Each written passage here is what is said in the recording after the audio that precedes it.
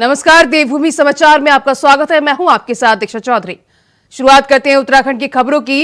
हरिद्वार में कावड़ मेले की विधिवत शुरुआत हो गई है। ऐसे में हरिद्वार में कावड़ियों का आना भी शुरू हो गया है और यहां से गंगा जल भरकर अपने गंतव्य की ओर जाना भी शुरू कर दिया है। जिला प्रशासन ने गंगा सभा के विश्व प्रसिद्ध हर की पौड़ी पर मां गंगा से कावड़ मेला सकुशल संपन्न कराने की प्रार्थना की। इस दौरान हरिद्वार के जिलाधिकारी और एसएसपी ने मां गंगा से पूजा की और उनसे प्रार्थना की।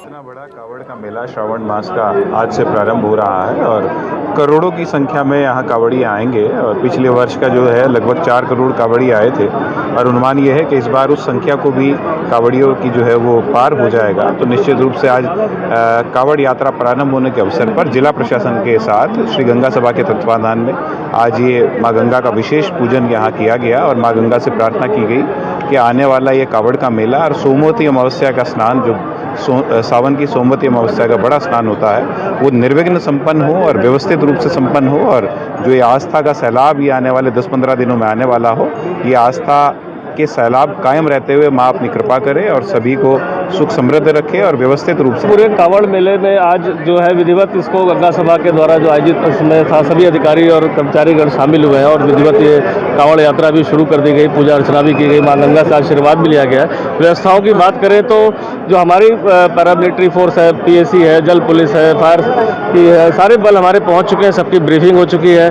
हमारे जो डाइवर्जन पॉइंट्स है वहाँ पर भी फोर्स भेजा जा चुका है। यूपी के जो हमारे और हरियाणा से भी जो डाइवर्जन के हमारे प्लान वो सारे कोऑर्डिनेट हो चुके हैं। तो देखा जाए तो विधिवत कावड़ यात्रा शुरू हो गई है, सभी कर्मियों को ब्रीफ कर दिया गया है। परिस्थिति अनुसार कुछ डाइवर्जन प्लान जो हमारे 10 तारीख के बाद जब डाक कावड़ शुरू होगी तो उस हिसाब से उसको किया जाएगा, जिसका समय समय पर सभी को इसकी जानकारी दी जाएगी। आज गंगा सभा के तत्वाधान में कावड़ यात्रा हमारी जो 2023 है और उसके बाद मकर संक्रांति उसका सोमवती अमावस्या का जो स्नान है वो निर्विघ्न रूप से हमारा संपादित हो, इसके लिए गंगा मैया से हम लोगों ने पूजा अर्चना की कि हमें आशीर्वाद प्रदान करें और जितने भी कांवड़ यात्री हमारे आते हैं और उनको भी अपना सुख और समृद्धि प्रदान करें। इसीलिए हम लोगों ने आज यहाँ पे गंगा सभा के तत्वाधान में पूजा की। कावड़ मेले को लेकर पुलिस प्रशासन अलर्ट मोड पर है। इसी कड़ी में रुड़की किनारसन बॉर्डर पर पुलिस की तरफ से फ्लैग मार्च निकाला गया, जिसकी तैयारियों का जायजा हरिद्वार एसएसपी अजय सिंह ने लिया। इस दौरान उन्होंने व्यवस्थाओं को बारीकी से जांच की। एसएसपी के साथ ही एसपी देहात किशोर सिंह, एसपी क्राइम रेखा यादव समेत भारी संख्या में पुलिस बल मौजूद रहा। साथ ही इस दौरान एसएसपी ने कावड़ मेले के दौरान लापरवाही बरतने के निर्देश दिए। इसके साथ ही उन्होंने कहा कि लापरवाही न बरतने के निर्देश दिए।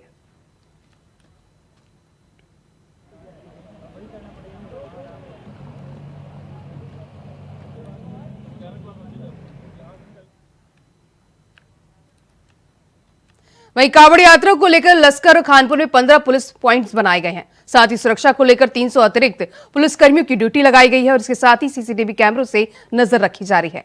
वहीं यातायात और उपद्रवियों से निपटने के लिए पुलिस की तरफ से पुख्ता इंतजाम किए गए हैं।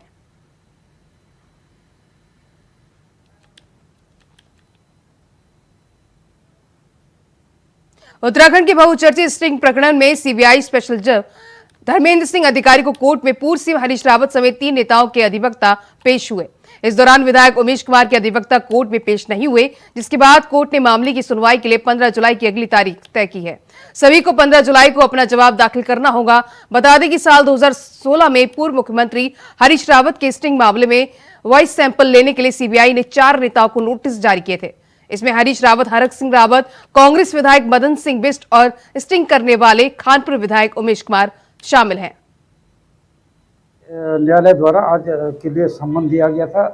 जो इस स्टिंग प्रकरण में जो सीबीआई जांच चल रही है उसके लिए सम्मन भेजे गए थे। तो आज की तारीख नियत की गई थी, तो 11 बजे प्रार्थना पत्र पर सुनवाई है। हमने स्थगन करने के लिए केस की अन्य तिथि दी है, उसके लिए एक प्रार्थना पत्र दिया था माननीय हरीश रावत जी की तरफ से, बीस जी की तरफ से।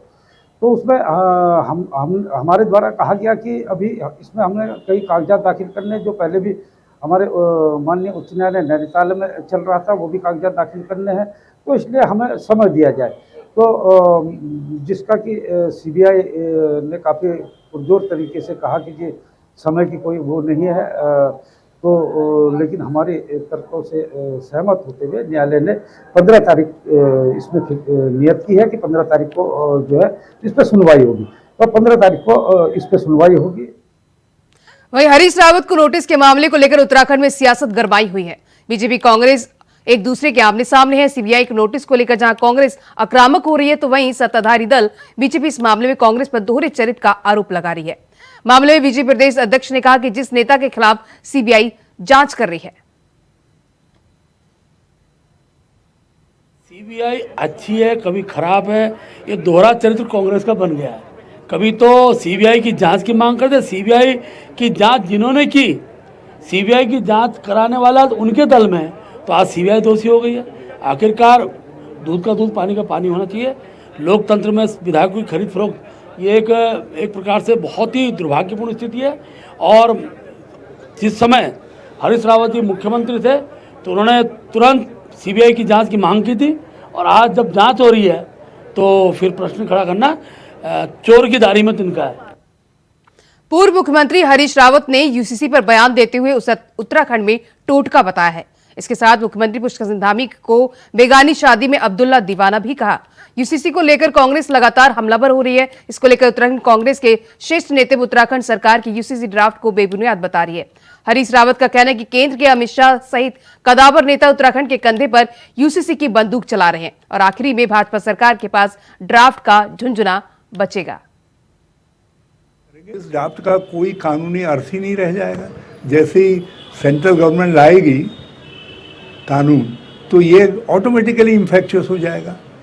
ये ड्राफ्ट तो अब खाली एक कागज़ का झुंझुना मात्र है, तो उस पर हमसे कोई टिप्पणी करवा करके आप अपना भी समय बर्बाद करेंगे, अपना भी समय बर्बाद करेंगे। ये तो बल्कि अब तो धामी जी कभी दिल में महसूस कर रहे होंगे कि मैं तो अब क्या कहते हैं, बेगानी शादी में अब्दुल्ला दीवाना हो गया हूँ। अब शादी हो रही है अमित शाह जी की और उनकी, और उसमें जो है धामी जी कह रहे हैं मेरा यूसीसी मेरा यूसीसी मेरा यूसीसी। क्या कुछ मतलब ही नहीं है। अब वो तो इन्फेक्शियस हो गई, संवैधानिक रूप से इन्फेक्शियस प्रैक्टिस हो गई। इस ड्राफ्ट का कोई कानूनी अर्थ ही नहीं रह जाएगा। जैसे ही सेंट्रल गवर्नमेंट लाएगी कानून, तो ये ऑटोमेटिकली इन्फेक्शियस हो जाएगा। ये ड्राफ्ट तो अब खाली एक कागज़ का झुंझुना मात्र है, तो उस पर हमसे कोई टिप्पणी करवा करके आप अपना भी समय बर्बाद करेंगे, अपना भी समय बर्बाद करेंगे। ये तो बल्कि अब तो धामी जी कभी दिल में महसूस कर रहे होंगे कि मैं तो अब क्या कहते हैं, बेगानी शादी में अब्दुल्ला दीवाना हो गया हूँ। अब शादी हो रही है अमित शाह जी की और उनकी, और उसमें जो है धामी जी कह रहे हैं मेरा यूसीसी मेरा यूसीसी मेरा यूसीसी। क्या कुछ मतलब ही नहीं है। अब वो तो इन्फेक्शियस हो गई, संवैधानिक रूप से इन्फेक्शियस प्रैक्टिस हो। उत्तराखंड के मुख्यमंत्री Pushkar Singh Dhami social media app Facebook पर सबसे पॉपुलर बन गए हैं। 5 बीजेपी शासित राज्यों के मुख्यमंत्रियों में सीएम धामी पहली पसंद है। इस लिस्ट में यूपी के सीएम योगी आदित्यनाथ, एमपी के सीएम शिवराज सिंह चौहान, असम के सीएम हिमंता बिस्वा शर्मा और महाराष्ट्र के सीएम एकनाथ शिंदे भी शामिल हैं। लेकिन सबको पछाड़ते हुए सीएम धामी पहले पायदान पर हैं। फेसबुक पर जहां सीएम धामी के 76 लाख फॉलोअर्स हैं, तो वहीं सीएम योगी के 75 लाख, शिवराज सिंह चौहान के 50 लाख, हिमंता बिस्वा के 18 लाख और एकनाथ शिंदे के 10 लाख फॉलोअर्स हैं। दरअसल धर्मांतरण कानून, नकल विरोधी कानून और अतिक्रमण अभियान, महिलाओं को 30% आरक्षण, मानखंड मंदिर मानव मिशन समेत दूसरे फैसलों से धामी जनता की पहली पसंद बन गए।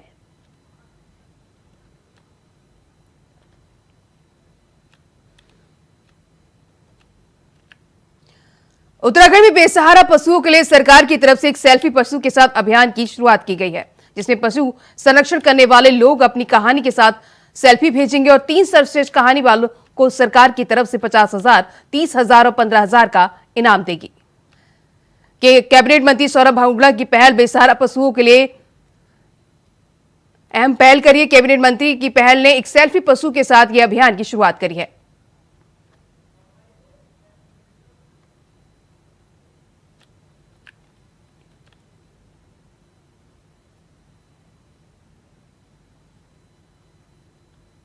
उत्तराखंड के वन मंत्री सुवेद उनियाल ने विभाग के अधिकारियों की बैठक लेते हुए वृक्षारोपण करने के निर्देश दिए। इस साल प्रदेश में किस तरह ज्यादा से ज्यादा पौधों को लगाया जाए, उसको लेकर दिशा निर्देश दिए गए। वन मंत्री ने कहा कि इस बार वन विभाग को जो भी पौधे लगाएगा वो किसी भी प्राइवेट नर्सरी से नहीं खरीदे जाएंगे, बल्कि वन पंचायत और विभागीय नर्सरी से ही पौधे खरीदने का कार्य होगा। वन मंत्री सुबोध उनियाल ने कहा कि इस बार सरकार 15,000 हेक्टेयर भूमि पर करीब 1.5 करोड़ पौधे लगाने का लक्ष्य निर्धारित कर चुकी है।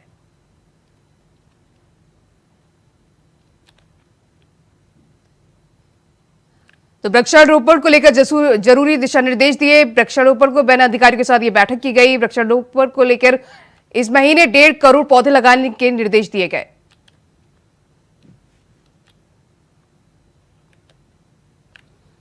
तो देहरादून में वन विभाग के अधिकारियों के साथ ये बैठक की गई।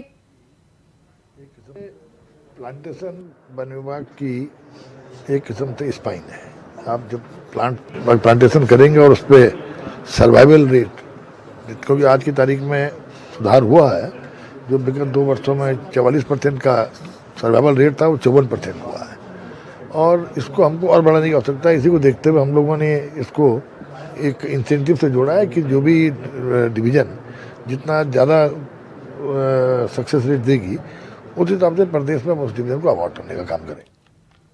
आजादी की 75 साल पूरे होने पर वन विभाग ने इसको यादगार बनाने के लिए 15 अगस्त के दिन उत्तराखंड के 1800 गांव को चिन्हित किया है। वन विभाग 15 अगस्त के दिन इन 1800 गांव में प्रत्येक गांव में 75-75 पौधे लगाने का संकल्प लिया है। सूबे के वन मंत्री सुबोध उनियाल ने बताया कि इस बार 15 अगस्त के दिन 1800 गांव में 75-75 पौधे लगाए जाएंगे। साथ में लोगों को पौधे लगाने के लिए जागरूक भी किया जाएगा।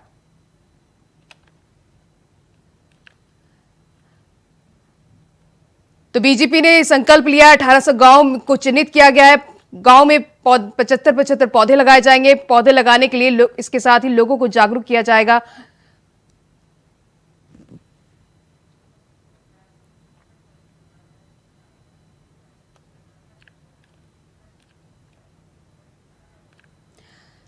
आजादी के 75 साल पूरे होने पर वन विभाग ने इसको यादगार बनाने के लिए 15 अगस्त के दिन उत्तराखंड के 1800 गांव को चिन्हित किया है। वन विभाग ने 15 अगस्त के दिन इन 1800 गांव में प्रत्येक गांव में 75-75 पौधे लगाने का संकल्प लिया है। सूबे के वन मंत्री सुबोध उनियाल ने बताया कि इस बार 15 अगस्त के दिन 1800 गांव में 75-75 पौधे लगाए जाएंगे। साथ ही इस दौरान लोगों को जागरूक भी किया जाएगा। प्लान है कि हम 1800 गाँव में 75 पेड़ प्रति गाँव लगाकर उसको सेलिब्रेट करने का जो भारत सरकार की, जो केंद्र सरकार के दिशा निर्देश है, उसका पालन करेंगे। प्लान है कि हम 1800 गाँव में 75 पेड़ प्रति गाँव लगाकर। उत्तराखंड के चारों धाम से कई ऐसे वीडियो वायरल हो चुके हैं जो धामों की पवित्रता को लेकर सवाल खड़े कर रहे हैं, और इन वीडियो को लेकर आम आदमी पार्टी और कांग्रेस ने बद्री केदार मंदिर समिति और बीजेपी पर जुबानी हमला बोला है। और कांग्रेस की प्रदेश प्रवक्ता गरिमा दसौनी ने कहा कि जो वायरल वीडियो है उन सभी वायरल वीडियो पर अब बीजेपी के प्रदेश अध्यक्ष, बद्री केदार मंदिर समिति अध्यक्ष या फिर मुख्यमंत्री को सामने आकर सफाई देनी चाहिए, ताकि प्रदेश की जनता को सच्चाई पता चल सके। कांग्रेस प्रवक्ता ने कहा कि वायरल वीडियो के चलते जहां धामी की पवित्रता पर सवाल खड़े हो रहे हैं, तो ऐसे मामलों में लोगों को सजा दी जानी चाहिए, ताकि धामों के पवित्रता के साथ खिलवाड़ ना हो सके।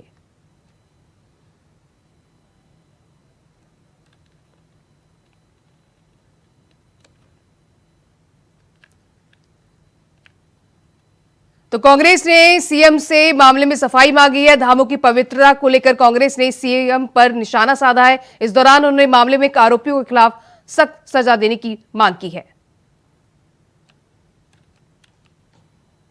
नहीं, भाजपा का हमेशा से ये शगल रहा है, उसका मोडस ऑपरेंडी यही है कि रडार पे जब भी वो आती है तो वो तोप की नोक जो है वो कांग्रेस की ओर घुमा देती है। अरे कांग्रेस ने कुछ गलतियां की हैं तो इसलिए तो कांग्रेस विपक्ष में बैठा है। आप सत्तारूढ़ दल हैं, इस समय जवाबदेही और जिम्मेदारी आपकी बनती है। केदार बाबा के धाम में जो कुछ चल रहा है वो बहुत ज़्यादा गंभीर और चिंतनीय है, क्योंकि ना सिर्फ उससे आस्था को चोट पहुंच रही है, बल्कि उत्तराखंड पर जो लोगों का विश्वास है उसको भी कहीं ना कहीं बहुत बड़ा कुठाराघात हो रहा है। तो ऐसे में उत्तराखंडियत को बचाने के लिए, हमारे चारों धामों की सैंक्टिटी को बरकरार रखने के लिए, उसकी पवित्रता को बरकरार रखने के लिए सामने आना चाहिए बीकेटीसी को या प्रदेश अध्यक्ष को भाजपा के, या फिर सूबे के मुख्यमंत्री को, और तस्वीर साफ करनी। कांग्रेस प्रदेश अध्यक्ष करण मीणा ने एक बार फिर सत्ताधारी दल बीजेपी पर जुबानी हमला बोला है। कांग्रेस प्रदेश अध्यक्ष ने कहा कि राज्य में सरकार की नीति भ्रष्टाचार पर प्रहार करने की है। ऐसे में अगर भ्रष्टाचारी पकड़े जा रहे हैं तो सही बात है, लेकिन उन भ्रष्टाचारियों को संरक्षण देने वाले सफेदपोश नेताओं और वीआईपी का भी पकड़ा जाना जरूरी है। भर्ती घोटाले के सफेदपोश नेता नहीं पकड़े गए। अंकिता भंडारी हत्याकांड के वीआईपी अभी भी बाहर घूम रहे हैं। पूर्व आईएएस अधिकारी एस राजू ने जिस सफेदपोश नेता का जिक्र किया था, उस पर अभी भी कोई कार्रवाई नहीं हुई। ऐसे में सरकार की कथनी और करनी में फर्क नजर आ रहा है, जिसे सरकार को मिटाना चाहिए। तो देहरादून में कांग्रेस प्रदेश अध्यक्ष ने सलाह दी है, बीजेपी सरकार को सलाह दी। उन्होंने कहा सफेदपोश नेताओं पर कार्रवाई हो। इसके दौरान उन्होंने सरकार की कथनी करने में भी अंतर बताया है। सरकार को कार्रवाई कर अंतर मिटाना चाहिए। इसको लेकर करण मेहरा ने कांग्रेस ने बीजेपी पर हमला बोला है। अगर भ्रष्टाचार के मामले सामने आ रहे हैं, अधिकारी पकड़े जा रहे हैं, लेकिन वो पकड़ जो है आंकड़ों तक भी जानी चाहिए। या भर्ती घोटालों में जो गोपन के अधिकारी पकड़े गए, अंकिता मर्डर केस में कुछ लड़के पकड़े गए, लेकिन ना तो वीआईपी पकड़ा गया, और एस राजू ने जिस सफेदपोश का जिक्र किया था कि वो जांच नहीं होने दे रहा है, वो अभी तक नहीं पकड़ा गया। हाकम सिंह को पकड़ के क्या करेंगे, या बीजेपी के मंडल अध्यक्ष को पकड़ के क्या करेंगे? जो असली आका है, जो सफेदपोश नेता का जिक्र इशारा एस राजू ने किया है, वो तो अभी तक बाहर है। उत्तराखंड में लोकायुक्त पर हाईकोर्ट ने अब विपक्ष का साथ दिया है और सरकार को लोकायुक्त नियुक्त करने के निर्देश दिए हैं। तो वहीं अब सरकार का बचाव करने के लिए बीजेपी संगठन भी विपक्ष पर हमलावर होता हुआ नजर आ रहा है। बीजेपी के प्रदेश प्रवक्ता विपिन कौथौला की माने तो देश में विपक्षी दलों की जहां भी सरकार रही है, वहां लोकायुक्त की जगह पर भ्रष्टाचार की गारंटी दी गई, जबकि बीजेपी सरकार में हमेशा ही शुचिता की गारंटी रही है और उत्तराखंड में धामी सरकार भी शुचिता की राह पर चल रही है। देखिए, विपक्ष की जहां जहां विपक्षी पार्टियों की सरकारें हैं, मैं उनसे आपके माध्यम से पूछना चाहता हूं कि उन्होंने कहां कहां लोकायुक्त की नियुक्तियां की। केवल हवाबाजी करना, केवल और केवल विपक्ष की जब सरकारें रही हैं, चाहे वो केंद्र में रही हों चाहे प्रदेश में रही हों, जब जब कांग्रेस व अन्य दलों की सरकारें रही हैं, तो उन्होंने केवल एक ही गारंटी दी है, भ्रष्टाचार की गारंटी, और हमने एक ही गारंटी दी है, शुचिता की गारंटी और बेहतर गवर्नेंस की गारंटी। हम उस पर काम करें। पूर्व मुख्यमंत्री हरीश रावत अपने बयान से लगातार चर्चा में रहते हैं। अब हरीश रावत ने केंद्र सरकार की तरफ से गन्ने का मूल्य 10 रुपए बढ़ाए जाने को लेकर सरकार को घेरा है। हरीश रावत ने पोस्टर करते हुए सरकार पर तंज कसा। पूर्व सीएम की पोस्ट के बाद बीजेपी और कांग्रेस ने एक दूसरे पर आरोप प्रत्यारोप लगाने शुरू कर दिया। बीजेपी प्रदेश प्रवक्ता बीरेंद्र सिंह बिष्ट का कहना है कि प्रदेश सरकार और केंद्र सरकार लगातार किसानों के हित में फैसले कर रही है और आज के समय में किसानों की आय बढ़ाने का काम किया जा रहा है, लेकिन कांग्रेस को विकास दिखाई नहीं दे रहा। उन्होंने कहा कि कांग्रेस शासनकाल में लगातार किसान आंदोलन कर रहे थे, लेकिन कांग्रेस की तरफ से किसानों के हित में कोई भी फैसला नहीं लिया गया। वहीं दूसरी ओर कांग्रेस प्रदेश प्रवक्ता शिषपाल बिष्ट का कहना है कि आज के समय में महंगाई चरम पर है और सरकार का इस ओर कोई ध्यान नहीं है। बेरोजगार सड़कों पर आंदोलन कर रहे हैं और सरकार सिर्फ अपनी उपलब्धियां गिना रही है।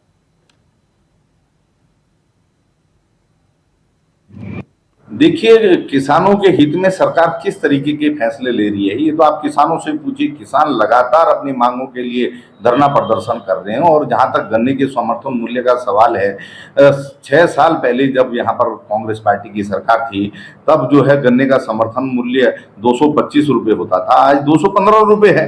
तो सरकार किस तरीके से किसानों के हित में फैसले ले रही है। किसान लगातार समर्थन मूल्य बढ़ाने की मांग कर रहे हैं, जो उनको खाद की दिक्कतें हैं, जो अन्य कृषि उपकरणों की दिक्कतें हैं, बिजली पानी की दिक्कतें हैं, सभी मांगों को लेकर के लंबे समय से हरिद्वार उधम सिंह नगर के किसान राज्य में आंदोलन कर रहे हैं, लेकिन सरकार उनकी मांगों पर ध्यान नहीं दे रही है। कांग्रेस पार्टी किसानों के हर सुख दुख में खड़ी रहती है। हरीश राव जी जब उनके डीएपी खाद का मामला था, तब भी किसानों के समर्थन में धरने पर बैठे थे, तब किसानों को डीएपी खाद मिला था। अभी आपने गन्ना भुगतान की मांग के समर्थन में देखा, हरीश राव जी जब धरने पर बैठे तब किस्तों में।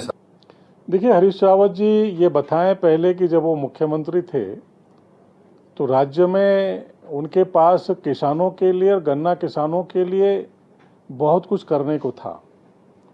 उनके राज्य में किसान आंदोलन हुआ, उस समय जब वो मुख्यमंत्री थे इस राज्य के, गन्ना किसानों ने हड़तालें करी, शुगर मिलों को बंद किया क्योंकि उनका पेमेंट नहीं हुआ। तब हरीश रावत जी को कहीं भी गन्ना किसानों की सूझ नहीं ली उन्होंने, ना ही उनको कहीं याद आया और ना ही उनकी समस्याओं का समाधान किया, जिसके कारण हरीश रावत जी बुरी तरीके से चुनाव हार गए। उत्तराखंड की सीएम पुष्कर सिंह धामी फेसबुक पर देश की सबसे ज्यादा लोकप्रिय मुख्यमंत्री हैं। उनके फेसबुक पर 7 मिलियन फॉलोअर्स हैं, जबकि पड़ोसी राज्य उत्तर प्रदेश के मुख्यमंत्री योगी आदित्यनाथ के 7 मिलियन फॉलोअर्स हैं। देश की सबसे पॉपुलर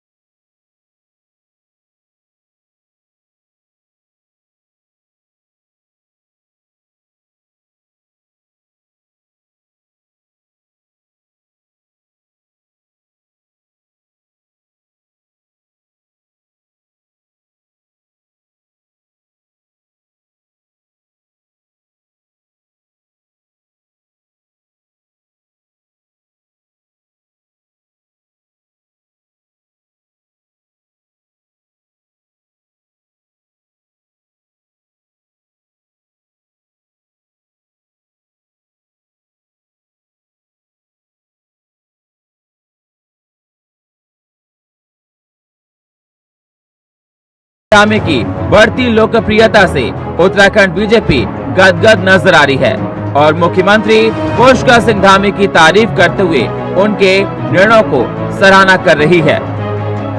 निश्चित रूप से जो हमारे मुख्यमंत्री माननीय पुष्कर सिंह धामी जी ने प्रदेश के विकास के लिए और कांग्रेस कार्यकाल में जो हमारी पूरे प्रदेश की व्यवस्था पटरी से उतरी हुई थी उसको ठीक करने में जो उन्होंने अपना योगदान दिया, उस कारण हमारे उत्तराखंड का जनमानस हो, चाहे यहाँ से प्रवासी उत्तराखंडी हों, चाहे पूरे देश के अंदर उन्होंने एक नया उदाहरण पेश किया है। उनके जो निर्णय लिए, उन्होंने कड़े निर्णय जो लिए हैं वो पूरे देश के लिए भी नजीर बने हैं, इसलिए उनकी लोकप्रियता लगातार बढ़ रही है और निश्चित रूप से हम कह सकते हैं वो सबसे अच्छे कार्य करने वाले सर्वोत्तम मुख्यमंत्री हैं। वहीं दूसरी तरफ विपक्षी पार्टी कांग्रेस और आम आदमी पार्टी दोनों ही मुख्यमंत्री के कार्यकाल को विफलताओं भरा करार दे रहे हैं। कांग्रेस नेता की माने तो मुख्यमंत्री पुष्कर सिंह धामी मुख्यमंत्री के रूप में अपने 2 साल का कामकाज पूरा कर चुके हैं और प्रदेश में लगातार 7 साल में जो बीजेपी की सरकार है उसमें उपलब्धियों के नाम 7 काम भी नहीं हैं। फेसबुक में और इंस्टाग्राम में फॉलोअर्स किस प्रकार से मिलते हैं ये आपको भी बेहतर पता है और हमको भी बेहतर पता है। फॉलोअर 0 से लाखों भी आराम से बन सकते हैं, उसमें कोई इतनी बड़ी बात नहीं। बेहतर होता है ये सबसे आगे ये सोशल मीडिया में जाने के बजाय अगर राज्य के विकास के मामले में अगर हमारा प्रदेश सबसे आगे होता तो हमको खुशी होती कि जो हमारे जो उत्तराखंड राज्य के लिए जिन्होंने शहादत दी, जो हमारे उत्तराखंड आंदोलनकारी साथी थे, उनके सपनों को पूरा करने के लिए जिस प्रकार की जो हमने कल्पना की थी, राज्य सबसे आगे हमारा जाएगा, यहाँ पे उद्योग धंधे स्थापित होंगे, यहाँ से बेरोजगारों का पलायन यहाँ से रुकेगा। अगर इन मुद्दों पर अगर हमारा प्रदेश सबसे आगे होता तो हमको खुशी होती। ये फॉलोवर्स बढ़ा के खरीद कर फॉलोवर अगर आगे जाने की अगर इनमें लालसा लगी है, एक दूसरे को ऊंचा नीचा दिखाने की लगी है, तो आपको बेहतर मालूम है फॉलोवर्स कैसे मिलते हैं और हमको मालूम है फॉलोवर्स कैसे मिलते हैं। धामी जी के मुख्यमंत्री के कार्यकाल के 2 साल जो पूर्ण हुए हैं, जिस पर भारतीय जनता पार्टी बहुत खुश हो रही है और ये भी कह रही है कि सभी प्रदेशों में सबसे लोकप्रिय मुख्यमंत्री धामी जी हैं।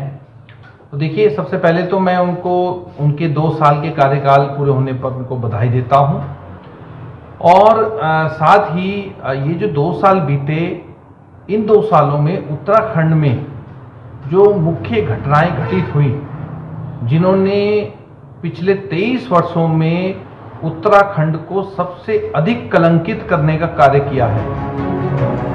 उत्तराखंड के मुख्यमंत्री पुष्कर सिंह धामी अपने 2 साल के कार्यकाल में आज जिस मुकाम पर पहुंचे, उसमें उनके कुशल नेतृत्व और सीएम के तौर पर लिए गए बोल्ड निर्णय भी मददगार साबित हुए हैं, जिससे राज्य का विकास तो आगे बढ़ा ही है, साथ ही साथ सीएम राज्य की जनता का भरोसा भी जीतने में कामयाब रहे हैं।